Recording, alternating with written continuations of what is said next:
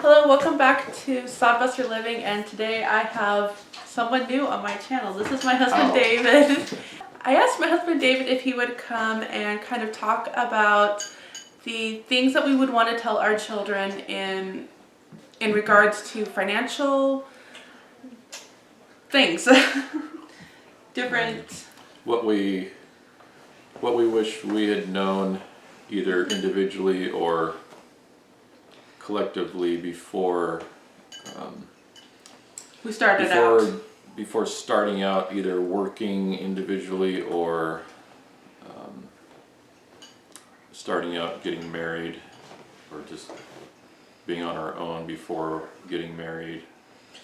So I have the aspect of being the homekeeper and working with finances from a homekeeper's perspective, working with what my husband has given me.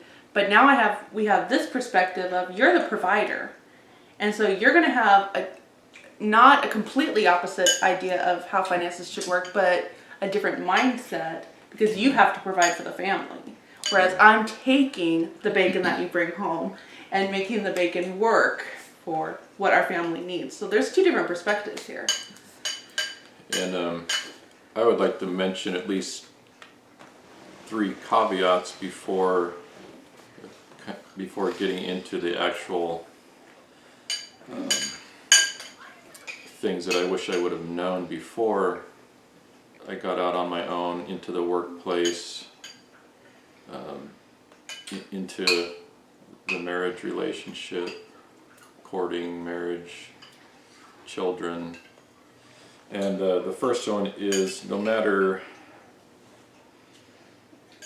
what one learns about money and building wealth, there's always the unforeseen circumstances that are going to come up, whether that's circumstances beyond our own control, whether that's a natural disaster or what the insurance companies like to call acts of God, natural disasters of one kind or another, beyond, so these are things that are beyond our control, accidents that it may or may not be our own fault. And then there's acute health issues, chronic health issues that will influence how you're able to use your money, or it could be an acute health issue that turns into a chronic health issue. But so that's something to keep in mind. And then there's also the matter of the climate of the government. What kind of government you are under, what kind of civil government you are under, whether it's the national, the state, the local, or all three, or one in particular. They all, their legislation will all be a factor that you have to consider in how you make your money and what you get to keep. And then the another caveat I have is that building wealth, whether it's savings, real estate, your primary, secondary, whatever your income is, whether it's you work for somebody or have your own business or businesses, or whether it's other investments, mutual funds, stocks, bonds, gold, silver. And something else that's not considered a lot is tools and skills. That those should not be underrated, because I've always been a more someone who's worked with my hands all his life. You're always in demand, and if you have a good reputation, you're always in demand. And I can attest to that. And there's skills that can encompass a wide range of areas too, but so those should be those can be a part of building your wealth, because it's something you can always use to earn money. And then the building of your wealth should always have in mind, or there should always be a purpose for it, a purpose or a goal. And some of those goals, or parts of the purpose, should be supporting oneself and one's family, supporting your local congregation, the pastor and his work, and the work that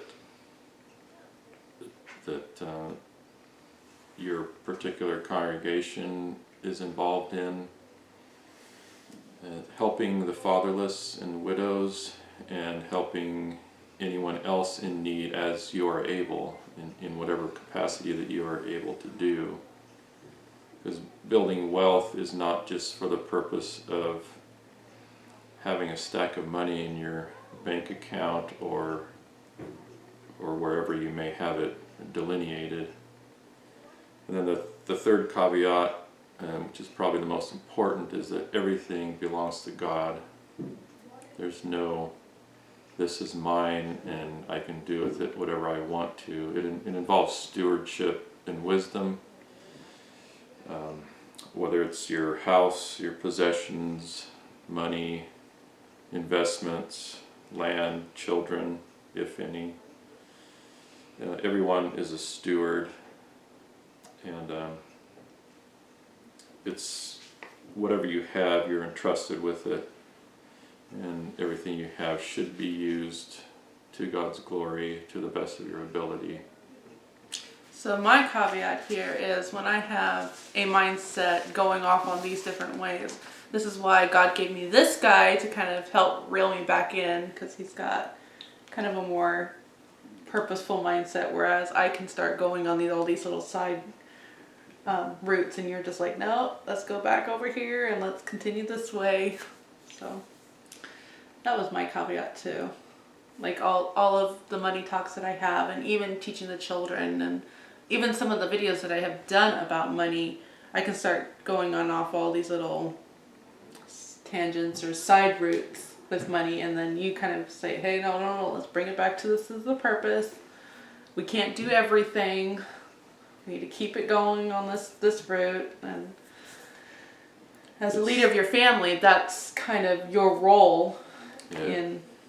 It's kind of like YouTube, or any movies. There's a lot of good movies out there, but you could spend every waking hour watching good movies or videos on how to do things, but you only have your days are limited, your hours are limited, and your energy is limited, and so you have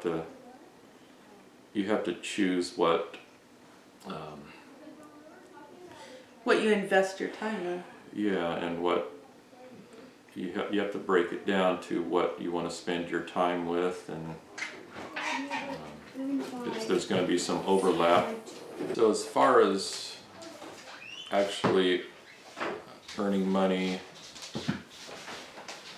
some of the things that I wish I would have known was that earning money, making a living is very hard work. Building wealth, keeping in the black, keeping ahead of your expenses is hard work, and not just physically but also mentally and psychologically as well, with not just from the aspect of the energy required, but some of your co-workers, if you have other people that you work with, that's a definite factor in how you respond to things and how you're able to function. And also, I wish I had known that working involves more than just exchanging your labor and time and energy for a paycheck. If you are working for someone, it's an opportunity to build relationships, to evangelize and learn skills that either you have that can be improved or that you can share with people that you are working with. For a second. And also it is a lifelong process. It's not just you work this many years and that's the end of it. It's a lifelong process, so it's easy when especially when you're young, to think that you can just keep going non-stop and without pacing yourself, and it's easy to burn out. When you're young, you think you're invincible. So, and finally, I wish I would have known how to budget so that your money could be used to delineate how your money can be used most effectively. Obviously there's necessary expenses, but beyond that, for maybe a special time with your wife or children, or setting aside some every paycheck or every time you get money, to set aside some for, in addition to the usual expenses, set aside money for being able to help others, because there's always others that are in a worse off position than we are. So I apologize for the rambling. I hope that wasn't too much rambling. Oh, honey, they know me. I am the queen of rambling and rabbit trails. I can't tell you how many times I have to edit out. It's probably 24 per video at least. So, and I don't have nice notes, because I'm like, if I have to sit down and write notes, this video will never get done if I sit down and take notes. I'll never have a chance. Upside down scribbles. It won't happen because the kids interrupt, and I'm like, this is why I made videos and stop doing blogging, because you can just sit down and edit and piece together and work together. But no, I think you have been very straightforward. Trust me. They'll be like, can I get your husband back on, and can you maybe just take over the editing? Well, I think it was pretty good just having the idea of you're not invincible. These are the kind of things that you want your children to know. Not just money. Don't look at money just as your paycheck going in your pocket, but your money is your tools. How are you going to use these tools? And some tools just kind of sit in the toolbox until you need to bring them out and use them. But ultimately, you're just creating a well-stocked toolbox, and kind of look at your wealth that way. And depending on how the quantity of your earnings obviously is going to influence not only how much you can set aside for certain things, but also how consistently you can use that money for those things. If you're living from paycheck to paycheck, obviously there's not going to be a lot of extra budget money being able to go out for different things, and that's fine. It's not a one size fits all, obviously, because not everybody makes the same amount of money. And not every toolbox holds the same necessary tools. An electrician is going to have different tools than a plumber. And so each family will have their own toolbox that they stay awake. Each family will have their own toolbox of pieces that they'll need to use for their home. Mm-hmm. So this is the kind of thing you want to teach the children. And it's not so much a black and white, okay, here's how you budget for this and here's how you budget for that, but hey, look at money in a whole broad way. And so Yeah, in this, you can start then picking apart different. it would take a whole other video or several to, if you actually wanted to specify how you did budget. But Oh, I've done a few of those videos, and they're all in a playlist called Small Budget Living or Family Living, where I have literally broken down our budget for you line by line of here's our income that we brought in. Now we know that these are priorities, and you can't fudge these. Like, these are bills due. You have to pay them. And so we do it that way, and then, okay, this is what's left. So, yeah, if I sat down and said, okay, our grocery budget is $800, there's not $800 for the grocery budget, but there's $500, and we make $500 work. And then I show later how we made that $500 work. So. speaking of bills, there are some bills that are coming up, so I need to. So we need to end the video here, and we thank you for watching, and here's another money management video, and thank you, my sweet one, for doing this. And it's been a requested video from our subscribers, so it's nice to put a face behind the one I talk a lot about. And I hope we get more. The man behind the invisible man. Yeah, exactly. And I hope we get more videos with you, because it's the kind of videos that I would enjoy watching too. So, but I'm blessed because I get to have you for a conversationalist. So, Thank you for letting me invade. invade. The channel is like the budget. It's yours and mine. And until next time, we'll see you then. Bye. Bye.